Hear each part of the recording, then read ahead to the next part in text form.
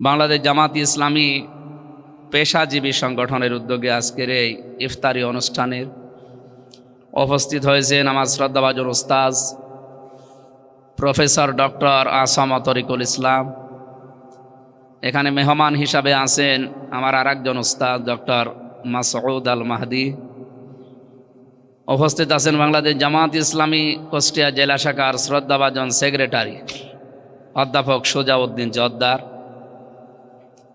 এখানে উপস্থিত হয়েছেন কুষ্টিয়া সরকারি কলেজের সম্মানিত অধ্যক্ষ শ্রদ্ধাভাজন বড় ভাই জনাব রুহুল আমিন বেলাল।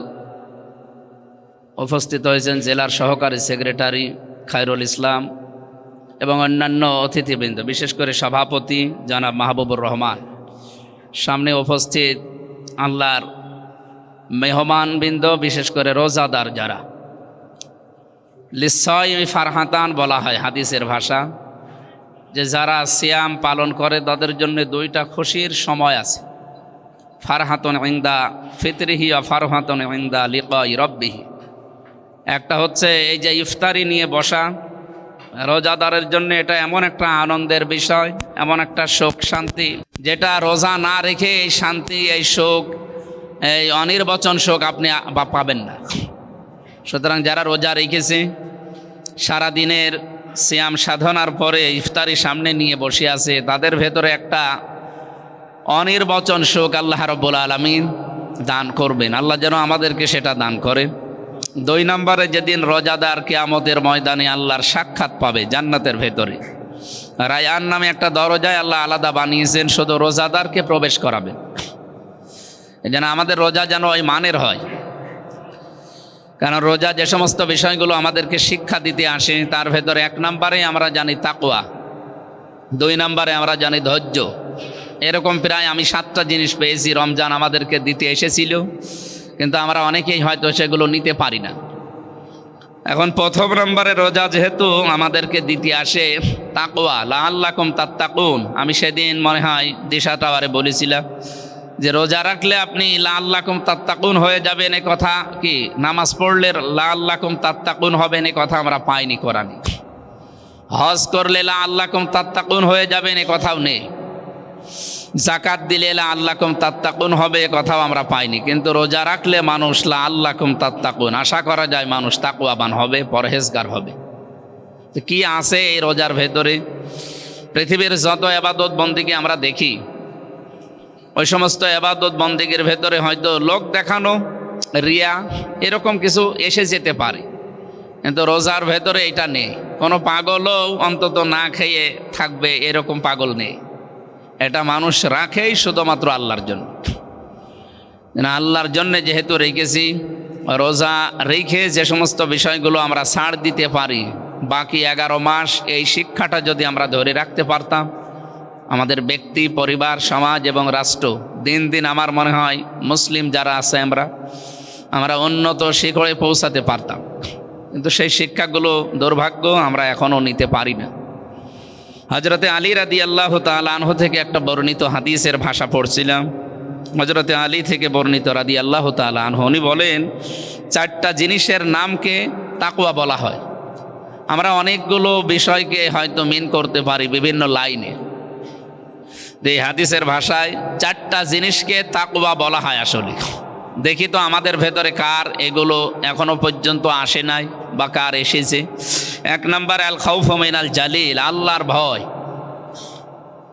আল্লাহর ভয় কি? এটা তো সেই ছোটবেলা থেকে আমরা শুনছি যে আল্লাহর ভয়, তাকওয়া, আল্লাহর ভয় কি এটা? আল্লাহর নিষিদ্ধ কাজগুলো কোনো মানুষ যখন ছেড়ে দেয়, আল্লাহর নির্দেশিত পথ যখন মানুষ আঁকড়িয়ে ধরে, এইটার নাম হচ্ছে তাকওয়া। 2 নম্বরে বলা হয় আল আমালু বিত্তানজিল। কেউ যদি তাকওয়া অর্জন করতে চায় তাহলে তাকে কোরআনের আমল করা লাগবে। আমরা কোরআনের আমল কয়টা পেয়েছি? কোরআন শরীফের ভেতরে আমার দৃষ্টিতে আমি আমল পেয়েছি প্রায় 500, নিষেধ 250 এবং আদেশ 250। এই 500টা বিষয়ের সাথে আমরা অনেকে পরিচিত না। মুসলমান হিসাবে আমাদের দরকার এগুলোর সাথে বেশি বেশি পরিচিত হওয়া, কারণ আমরা যেহেতু আমলে থাকি, আমল মানে কাজে, তো কাজ করতে হলে মাস্ট বি এই 500টার সাথে আমাদের জীবনকে জড়িয়ে রাখা দরকার। হয়তো কিছু কিছু জানার পরে মানি, আর কিছু জানিও না, মানিও না। আজকে জমার নামাজের আলোচনার ভেতরে আমার এটা ছিল যে আমরা একজন চোরের পেছনে নামাজ পড়তে রাজি না। একজন চোর চুরি করে ধরা পড়েছে, ডাকাত ধরা পড়েছে, জানার পরে শোনার পরে আপনি জীবনেও রাজি হবে না যে না ও চোর ও ডাকাত, ওর পেছনে আমি নামাজ পড়বো না। চুরি করা ডাকাতি করা যেমন কবিরা গুনাহ, আপনি জেনে শুনে তার পেছনে নামাজ পড়ছেন না। গীবত করা, তহমত দেওয়া, এইটাও তো কবিরা গুনাহ, কোনো পার্থক্য নেই, ওইটাও যা এইটাও তা। তো গীবত করলে বা কারো উপরে দোষ চাপিয়ে তার যে বহতান বলে যেটা, এই তহমত দিয়ে এইটাও যেহেতু কবিরা গুনাহ, এইটা যারা করে তাদের পেছনে কিন্তু আমরা অনেকে নামাজ পড়ি এবং কি তাদের পেছনে আমরা আসিও। তো কথাটা কেমন হয়ে গেল না?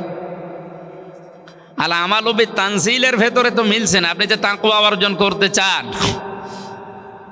কোরআনের আমল করা লাগবে। তো কোরআনের আমল তো এইগুলো, নিষেধ যেমন আছে আদেশও তেমন আছে।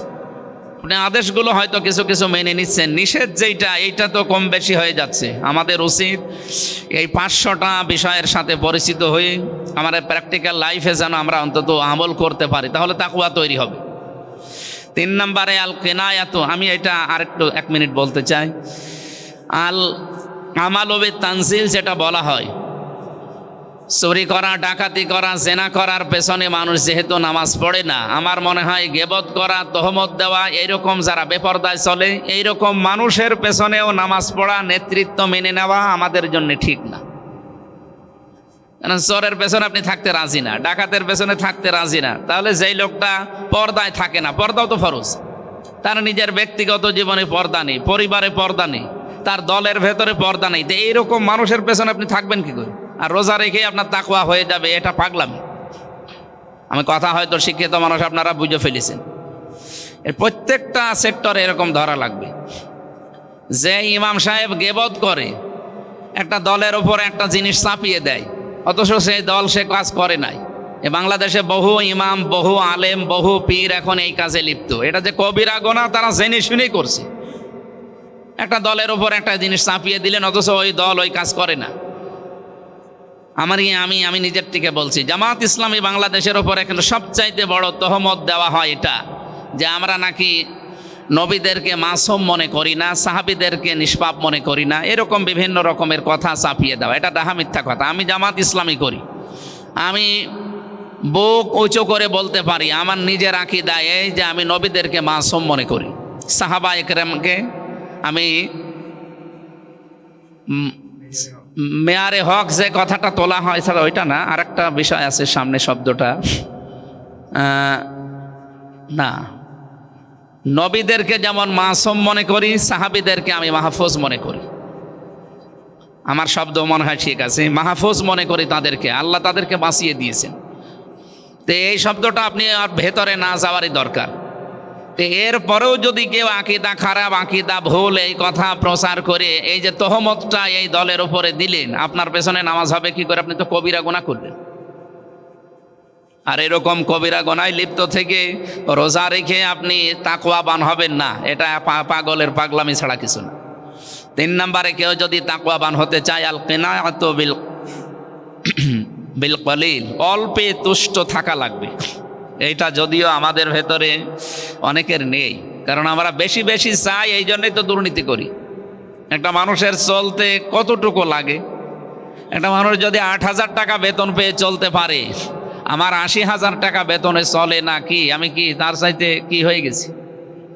এই যে তাকওয়া অর্জন করতে হলে আল আমালু কি আল কিনায়াতু বিল কলিল, অল্পে তুষ্ট থাকা, এটার অভ্যাস তৈরি করা লাগবে। তার নিজেকে, তার স্ত্রীকে, তার সন্তানাদিকে, পরিবারে এভাবে আস্তে আস্তে গড়ে তোলা দরকার। আল্লাহ সবাইকে এটা দেয়ও না, যাদেরকে দেয় তারা যদি প্রধানমন্ত্রী হয়, এই মানুষগুলোর জীবন আমি দেখেছি। আমাদের স্মরণ করার জন্য বলছি, কুষ্টিয়ার সাবেক ডিসি জনাব ইকবাল হোসেন, আল্লাহ রাব্বুল আলামিন তাকে, তার পরিবারকে, তার স্ত্রীকে, সন্তানগুলোকে এই জিনিসটা দিয়েছিলেন। সে কি করেছে এর অতীতে আমি জানি না, কিন্তু তার এই 3 নাম্বারটা ছিল, তিনি অল্পে তুষ্ট থাকতে পারতেন, এমনকি তার স্ত্রী, তার সন্তানাদি সবাই। তার আমি কাছ থেকে দেখেছি একেবারে। আল্লাহ রাব্বুল আলামিন এইরকম কিছু যদি আমাদেরকে দান করতেন, আমরা উপকৃত হতাম। 4 নম্বরে হচ্ছে আখেরাতের পুঁজি তৈরি করার জন্য সচেষ্ট থাকা।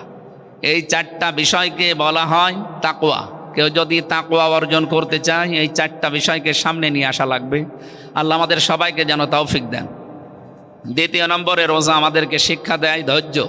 ফাসবির ইন্নাল আকিবাতা লিল মুত্তাকিন, ধৈর্য ধরো, অবশ্যই মুত্তাকি যারা হবে তাদের জন্য শেষ ফলাফল, শুভ পরিণাম, শেষ কথা অপেক্ষা করছে। আমাদের সব শেষে শুভ পরিণাম আমাদের জন্যে যদি আমরা রোজার দ্বারা তাকওয়া অর্জন করতে পারি। আমার আর একটা অনুষ্ঠান আছে, তো সেই যোগিয়া পালপাড়া একটু চলে যাওয়া লাগবে। আমাদের শ্রদ্ধাভাজন ওস্তাদরা আছে, ওনারা কথা বলুক, আপনাদের সাথে আবার দেখা হবে। আজকের আলোচনাটা আমল করার তৌফিক কামনা করছে। আমিন। আসসালামু আলাইকুম।